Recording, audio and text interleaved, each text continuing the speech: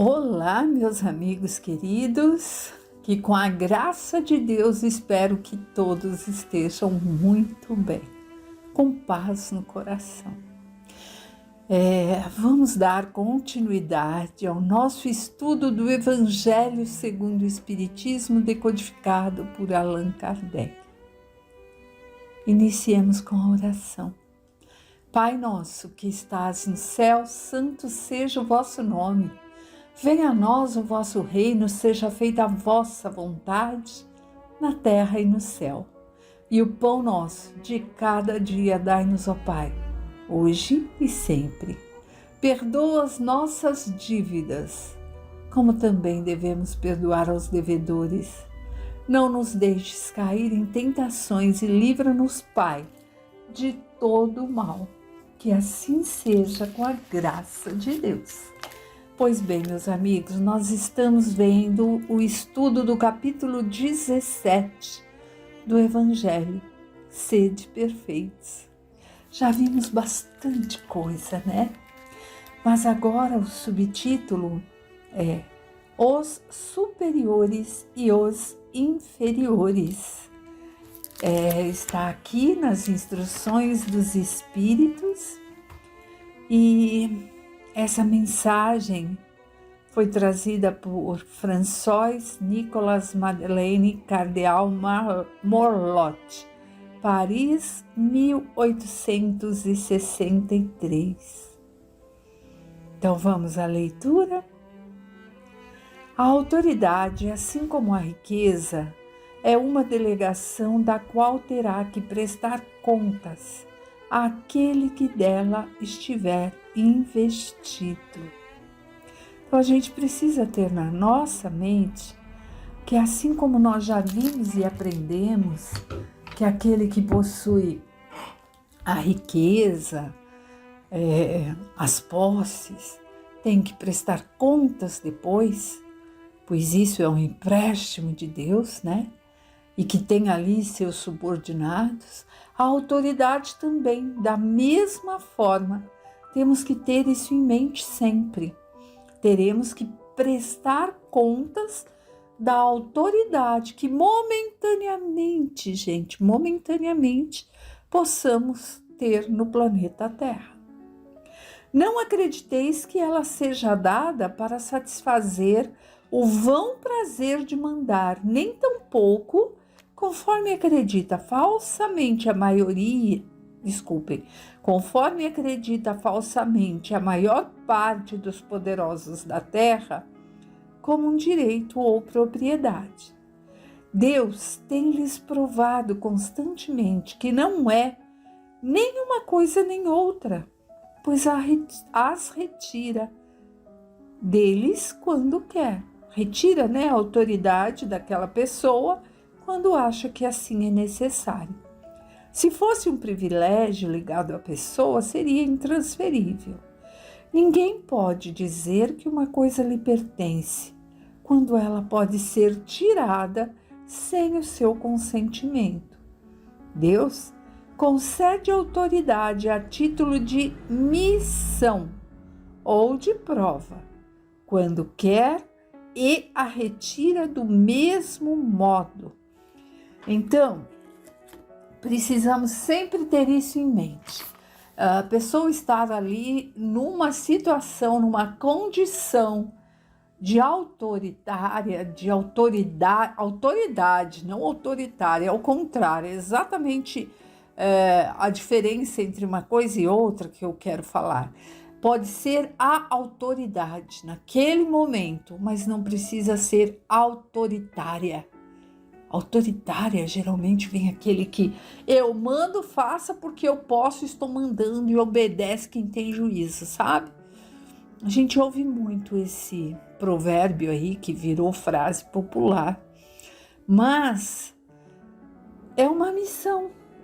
A pessoa está ali, tem autoridade, tem os subalternos que estão ali prestando os serviços e que espiritualmente, moralmente, pode estar a anos-luz na frente daquele que no momento detém a autoridade sobre ele. Em questão de chefia, É o diretor de uma empresa, é o gerente de um supermercado, é o supervisor de ensino. São autoridades que estão momentaneamente nessas funções, mas não é algo intransferível. É uma prova ou é uma missão, é para ver como a pessoa se sai. Se geralmente, né, as provas aí existem várias, mas uma delas é: vamos ver se essa pessoa com essa autoridade que tem consegue agir com o próximo da mesma forma que quer que hajam com ele. É uma, só para a gente ter exemplo. Vamos continuar nossa leitura?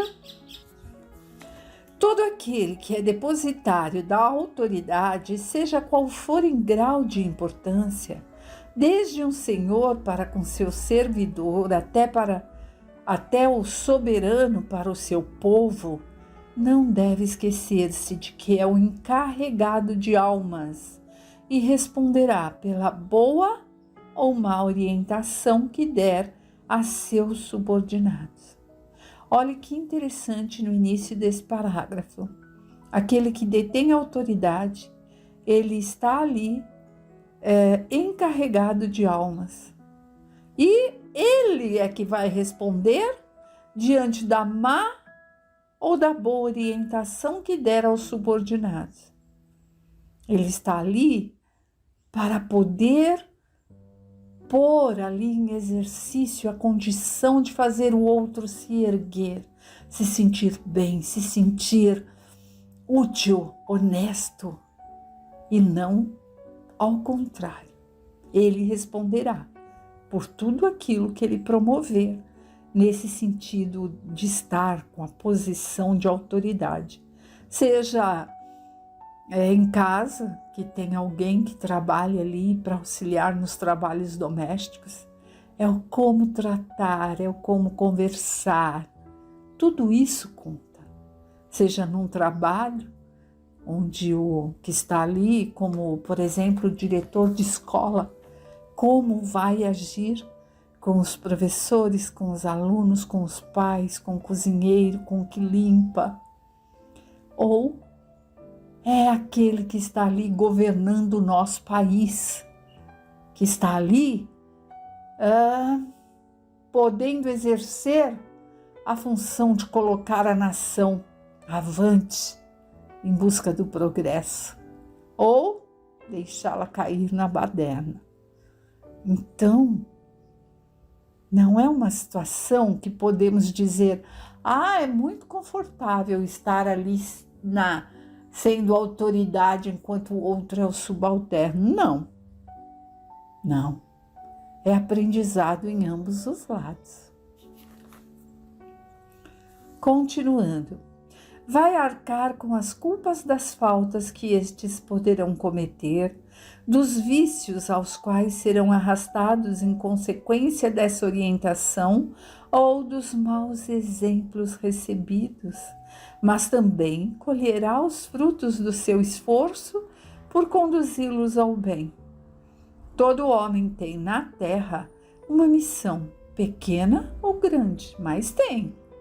Seja qual for, sempre lhe é dada para o bem. Desviá-la do seu verdadeiro sentido é fracassar no seu cumprimento. Então nós vemos aqui que todo homem, todos nós, temos uma missão aqui na Terra, todos. Ela pode ser uma missão pequena, porque é o que eu consigo passar nessa encarnação. Ali, de estar ali numa posição para ensinar os meus dentro da própria família, fazer com que deixem aqueles vícios arraigados de outra encarnação e passem a incorporar novos hábitos, novas atitudes. Pequenos não são grandes, né? Mas assim, numa forma para a gente ter a noção. Pode ser isso, né? Essa missão.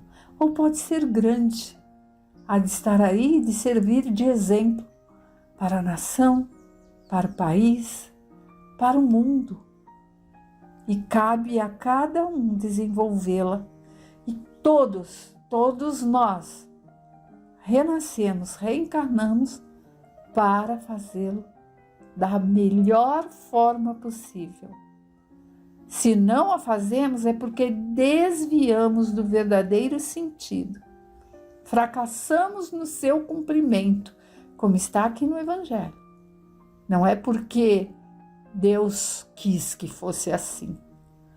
Não foi dessa vez, deixa para a próxima. Sabemos que temos que nos esforçar para nos melhorarmos e aproveitarmos o tempo que aqui estamos. Se Deus pergunta ao rico: que fizeste da riqueza que deveria ser nas tuas mãos uma fonte, espalhando fecundidade ao seu redor, também perguntará àquele que dispõe de alguma autoridade: que uso fizeste dessa autoridade? Que mal impediste? Que progresso promoveste? Se te dei subordinados, não foi para fazer deles escravos de tua vontade, nem instrumentos dóceis dos teus caprichos ou da tua ambição. Te fiz forte, te confiei os fracos para que, amparando-os, os ajudasses a subir até mim. Olha que interessante.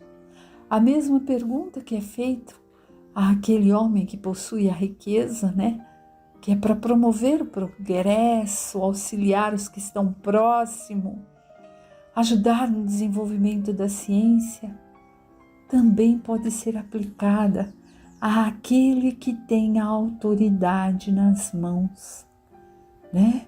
Não é para seu bel prazer, para que se sinta o superior, o todo-poderoso, muito pelo contrário. Ele diz aqui: se te fiz forte, te confiei os fracos para que, amparando-os, os ajudasse a subir até mim, os ajudasse a chegar a Deus. Responsabilidade. Já imaginaram? Olha a responsabilidade daqueles que obtêm o poder. São missões difíceis e é necessário ter sabedoria para agir, porque senão acaba fracassando. Aquele que, investido de autoridade, segue as palavras do Cristo, não despreza nenhum dos que estão abaixo dele, porque sabe que as diferenças sociais não existem perante a Deus. O Espiritismo lhe ensina que, se hoje eles lhe obedecem, já puderam tê-lo comandado ou poderão vir a comandá-lo mais tarde, e então será tratado como os tratou. Nós que estamos aqui estudando o Espiritismo, devemos saber que, em forma alguma, na posição que estivermos, nunca devemos desprezar ninguém, nem abaixo nem acima.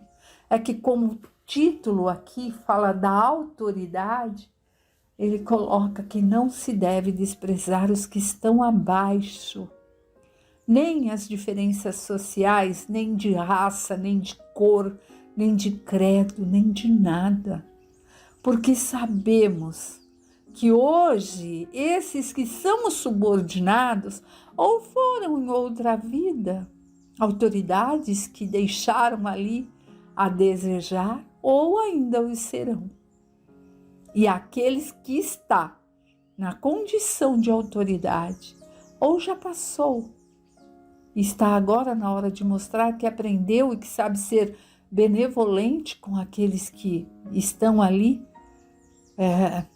sob o seu comando, ou irá passar. Irá passar, porque é assim que a vida é. É um eterno ir e vir, É um eterno mudar de posição. E para quê? Então Deus castiga aquele que errou e coloca na posição daquele outro que ele fez sofrer? Não, não é Deus que castiga. Somos nós que imploramos a Deus para virmos em tal condição quando estivermos com o véu descortinado e percebermos que aquele que nós humilhamos, fizemos sofrer, era alguém tão querido que estava ali para que estendêssemos a mão e não o fizemos, né? Se o superior tem deveres a cumprir, o subordinado também os tem por sua vez, e não menos sagrados. Então, olha, não só aquele que está num cargo superior tem os deveres, mas também aquele que está ali como subordinado para cumprir os deveres, né?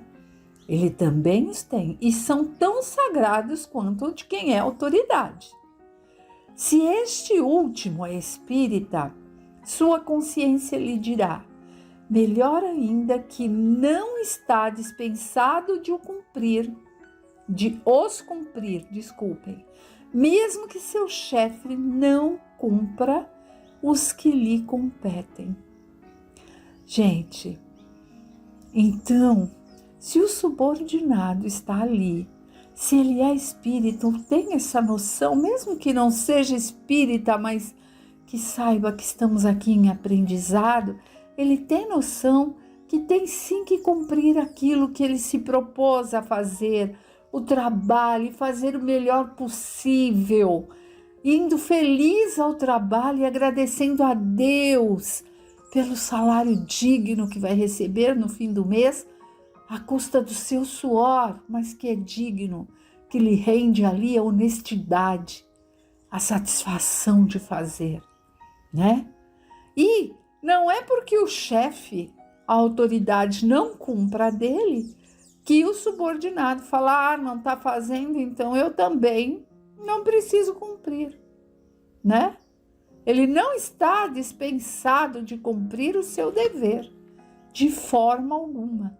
Cada um de nós temos que cumprir a nossa missão, no cargo que estivermos. E, se percebermos, ao invés de reclamarmos daquele trabalho que nós temos, porque meus alunos me deixam de cabelo em pé, porque a gerente do mercado pega no meu pé, porque o dono da fábrica, Se nós levantarmos e dissermos: Deus Pai, acompanhe-me, meu anjo guardião, meu espírito mentor, esteja comigo no meu trabalho hoje e que eu dê o meu melhor, tudo vai sair melhor. Se chegarmos à noite, ao invés de reclamar, falar: glória a Deus, obrigada pelo dia de trabalho e pela saúde que me deu a condição de trabalhar. As coisas mudam, a sintonia sai daquela gosma negra, né? Como diz minha filha, fala: tem dia que parece ter uma gosma negra. Fala: então ora, porque é o único jeito de lavar e limpar essa gosma negra. São esses sentimentos e pensamentos difíceis e de reclamações, que é clamar. Clamar é pedir, não é? Bom, mas vamos à leitura. Então, nós vimos que, mesmo que seu chefe não cumpra o que lhes compete, o subordinado deve cumprir, pois sabe que não se deve pagar o mal com o mal e que as faltas de um não justificam as faltas de outros. Se sofre na sua condição de subalterno, sabe que é merecido, porque ele mesmo pode já ter também abusado da autoridade que tinha e agora deve sentir, por sua vez, os inconvenientes daquilo que fez os outros sofrerem. Se é obrigado a suportar essa situação, na falta de encontrar outra melhor, o Espiritismo lhe ensina a resignar-se a isso, como uma prova para a sua humildade necessária ao seu adiantamento. Sua crença o guia na sua conduta. Ele age como gostaria que os seus subordinados agissem para com ele, se fosse o chefe. Por isso mesmo, é mais cuidadoso no cumprimento de suas obrigações, pois compreende que toda negligência no trabalho que lhe é confiado é um prejuízo para aquele que o remunera, a quem deve seu tempo e seus esforços. Em resumo, é guiado pelo sentimento do dever que lhe advém de sua fé e a certeza de que todo desvio do caminho correto é uma dívida que deverá pagar cedo ou tarde. Então, meus amigos, ninguém está dispensado de cumprir seu dever, mesmo que aquele que lhe comande seja seu chefe. Não cumpra. Todos nós temos uma missão e a devemos cumprir da melhor forma possível, né? E aí nós vemos que o Espiritismo nos ensina a resignar-se como uma prova para a humildade necessária ao adiantamento. Muitos reclamam: eu entro no trabalho, passa ali 1 mês, 2 e sou dispensado. Por vezes, o que está ali no comando não tem condições de continuar com a pessoa, mas muitas vezes é a falta de humildade e de exercer realmente com devoção aquilo a que se propôs, aquilo para que ganha o salário lá no final do mês. É isso, então sempre aprendendo um pouquinho, né? Os superiores e os inferiores. E aí nós temos a consciência que somos todos filhos de Deus, somos todos iguais e que momentaneamente estamos numa posição superior ou inferior. Mas seja qual for, que façamos o melhor. Fiquem com Deus e que a semana seja de paz. Até breve.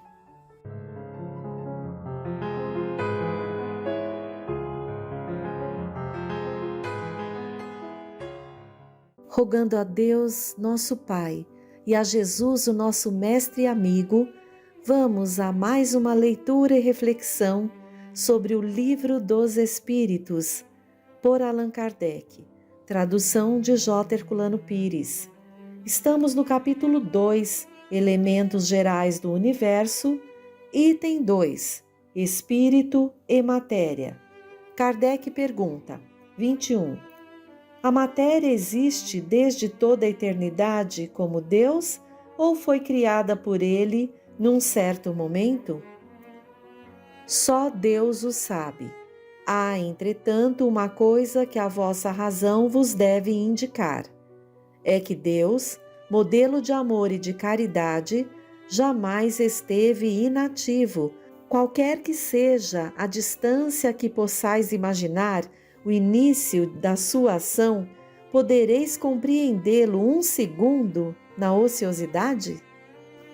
Vejam que a resposta da espiritualidade superior é clara. Deus nunca está inativo, sempre criando. Pergunta número 22.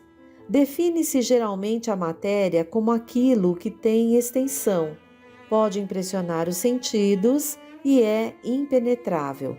Essa definição é exata? Do vosso ponto de vista, sim, porque só falais daquilo que conheceis. Mas a matéria existe em estados que não percebeis. Ela pode ser, por exemplo, tão etérea e sutil que não produza nenhuma impressão aos vossos sentidos. Entretanto, será sempre matéria, embora não o seja para vós. 22a. Que definição podeis dar da matéria? A matéria é o liame que escraviza o espírito. É um instrumento que ele usa e sobre o qual, ao mesmo tempo, exerce a sua ação. Nota de Allan Kardec. De acordo com isto, pode-se dizer que a matéria é o agente, o intermediário, com a ajuda do qual e sobre o qual o Espírito atua. Vamos aproveitar essa resposta aqui de Kardec para entendermos ainda melhor o que os espíritos superiores querem nos dizer. Então vamos até a Gênese, capítulo 6, Uranografia Geral. Há um item que fala sobre as leis e as forças. E no número 10, Kardec nos diz: há um fluido etéreo que preenche o espaço e penetra os corpos.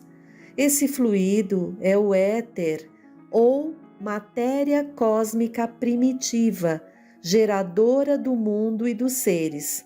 São inerentes ao éter as forças que presidiram às metamorfoses da matéria, as leis imutáveis e necessárias que regem o mundo. Essas formas múltiplas, indefinidamente variáveis segundo as combinações da matéria, localizadas segundo as massas, diversificadas em seus modos de ação, segundo as circunstâncias e os meios, são conhecidas sobre a Terra sob os nomes de gravidade, coesão, afinidade, atração, magnetismo, eletricidade ativa. Os movimentos vibratórios do agente são conhecidos sob o de som, calor, luz, etc. Em outros mundos, elas se apresentam sob outros aspectos, oferecem outros caracteres desconhecidos neste e, na imensa extensão dos céus, forças em número indefinido se desenvolveram sobre uma escala inimaginável, da qual somos também pouco capazes de avaliar a grandeza. Quanto ao crustáceo, no fundo do oceano, não o é de abarcar a universalidade dos fenômenos terrestres. Ora, do mesmo modo que não há senão uma única substância simples, primitiva, geradora de todos os corpos, mas diversificada em suas combinações, do mesmo modo todas essas forças dependem de uma lei universal diversificada em seus efeitos e que, nos decretos eternos, foi soberanamente imposta à criação para lhe constituir a harmonia e a estabilidade. Vejam então que há elementos que escapam aos nossos sentidos, à percepção dos nossos sentidos, mas que não por isso deixam de ser matéria, e podemos julgá-los apenas por comparação. Por exemplo, um cego de nascença que procura fazer uma ideia de alguma cor, ele não vê, não é por isso que a cor não está ali presente, não é? E é interessante porque na falta dessa percepção que não temos de perceber a matéria em outros estados, podemos observar os efeitos. Então, mesmo a questão da eletricidade, do magnetismo, então que a gente possa expandir a nossa mente para compreender, porque nós somos espíritos feitos à imagem e semelhança de Deus. Mas para que possamos progredir e aprender, nós necessitamos da matéria para nos aperfeiçoar, nos desenvolver, através, por exemplo, das várias encarnações, porque já chegamos no estado hominal. Olha o quanto que precisamos ali expandir a nossa mente, o nosso conhecimento, diante da maravilha que é esse universo criado por Deus, que está incessantemente em criação, como já vimos. Continuando no Livro dos Espíritos, pergunta número 23. Que é espírito? O princípio inteligente do universo. 23a. Qual é a sua natureza íntima? Não é fácil analisar o espírito na vossa linguagem. Para vós, ele não é nada, porque não é coisa palpável, mas para nós é alguma coisa. Ficai sabendo, nenhuma coisa é o nada e o nada não existe. 24. Espírito é sinônimo de inteligência? A inteligência é um atributo essencial do espírito, mas um e outro se confundem num princípio comum, de maneira que para vós são uma e a mesma coisa. Pergunta número 25. O espírito é independente da matéria ou não é mais do que uma propriedade desta, como as cores são propriedades da luz e o som uma propriedade do ar? São distintos, mas é necessária a união do espírito e da matéria para dar inteligência a esta. 25a. Esta união é igualmente necessária para a manifestação do espírito? Por espírito, entendemos aqui o princípio da inteligência, abstração feita das individualidades designadas por esse nome. É necessária para vós, porque não estáis organizados para perceber o espírito sem a matéria. Vossos sentidos não foram feitos para isso. 26. Pode-se conhecer o espírito sem a matéria e a matéria sem o espírito? Pode-se, sem dúvida, pelo pensamento. 27. Haveria, assim, dois elementos gerais do universo, a matéria e o espírito? Sim, e acima de ambos, Deus, o Criador, o Pai de todas as coisas. Essas três coisas são o princípio de tudo o que existe, a Trindade universal.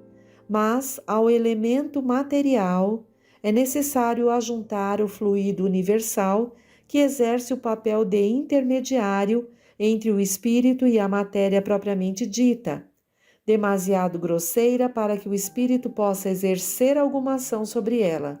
Embora, de certo ponto de vista, se pudesse considerá-lo como elemento material, ele se distingue por propriedades especiais. Se fosse simplesmente matéria, não haveria razão para que o espírito não o fosse também. Ele está colocado entre o espírito e a matéria.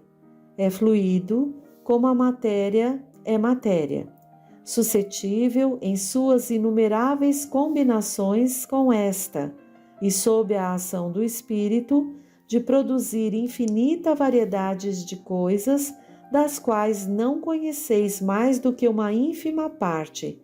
Esse fluido universal ou primitivo ou elementar, sendo o agente de que o espírito se serve, é o princípio sem o qual a matéria permaneceria em perpétuo estado de dispersão e não adquiriria jamais as propriedades que a gravidade lhe dá.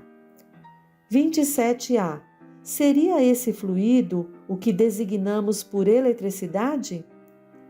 Dissemos que ele é suscetível de inúmeras combinações. O que chamais fluido elétrico, fluido magnético, são modificações do fluido universal, que é, propriamente falando, uma matéria mais perfeita, mais sutil, que se pode considerar como independente. E a última pergunta desse item, 28. Kardec diz: sendo o espírito em si mesmo alguma coisa, não seria mais exato e menos sujeito a confusões designar esses dois elementos gerais pelas expressões matéria inerte e matéria inteligente? As palavras pouco nos importam. Cabe a vós formular a vossa linguagem de maneira a vos entenderdes. Vossas disputas provêm quase sempre de não vos entenderdes sobre as palavras, porque a vossa linguagem é incompleta para as coisas que não vos tocam os sentidos. Nota de Allan Kardec. Um fato patente domina todas as hipóteses. Vemos matéria sem inteligência e um princípio inteligente independente da matéria. A origem e a conexão dessas duas coisas nos são desconhecidas. Que elas tenham ou não uma fonte comum e os pontos de contato necessários, que a inteligência tenha existência própria, ou que seja uma propriedade, um efeito, que seja mesmo, segundo a opinião de alguns, uma emanação da divindade, é o que ignoramos. Elas nos aparecem distintas e é por isso que as consideramos formando dois princípios constituintes do universo. Vemos, acima de tudo isso, uma inteligência que domina todas as outras, que as governa, que delas se distingue por atributos essenciais. É a esta inteligência suprema que chamamos Deus. Vamos ao item 3. Propriedades da matéria. Pergunta 29. A ponderabilidade é atributo essencial da matéria? Da matéria como a entendeis, sim, mas não da matéria considerada como fluido universal. A matéria etérea e sutil que forma esse fluido é imponderável para vós, mas nem por isso deixa de ser o princípio da vossa matéria ponderável. Nota de Allan Kardec. A ponderabilidade é uma propriedade relativa. Fora das esferas de atração dos mundos, não há peso, da mesma maneira que não há alto nem baixo. Pergunta número 30. A matéria é formada de um só ou de muitos elementos? De um só elemento primitivo.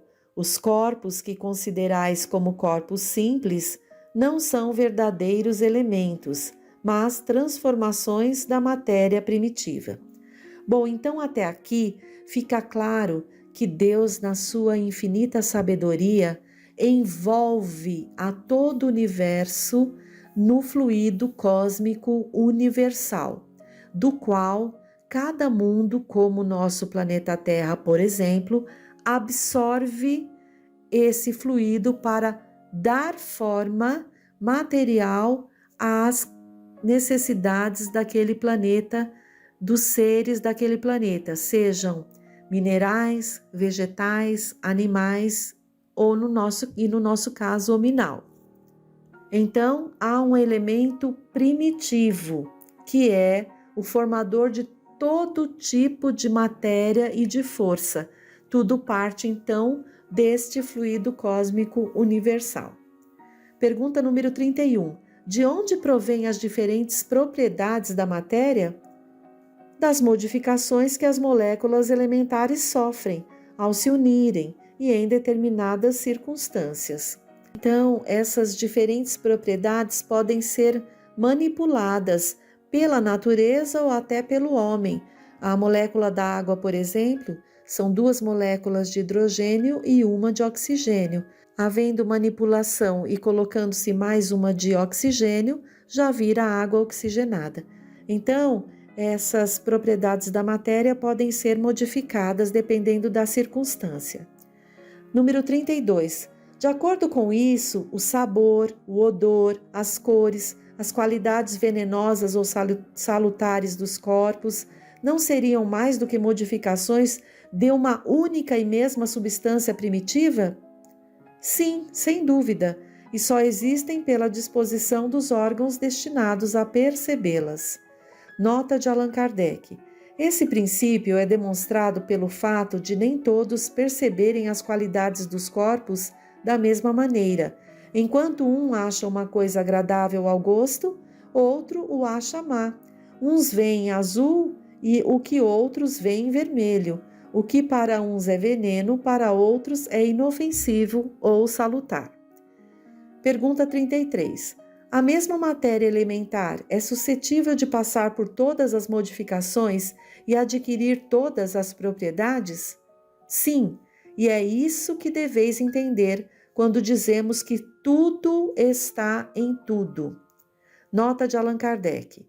O oxigênio, o hidrogênio, o azoto, o carbono e todos os corpos que consideramos simples não são mais do que modificações de uma substância primitiva, na impossibilidade em que nos encontramos ainda de remontar de outra maneira, que não pelo pensamento, a essa matéria. Esses corpos são para nós verdadeiros elementos e podemos, sem maiores consequências, considerá-los assim até nova ordem. 33a.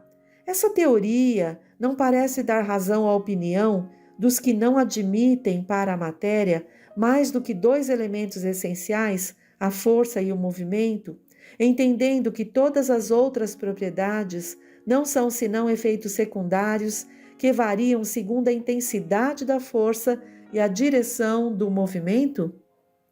Esta opinião é exata. Falta acrescentar que também, segundo a disposição das moléculas, como se vê, por exemplo, num corpo opaco que pode tornar-se transparente e vice-versa.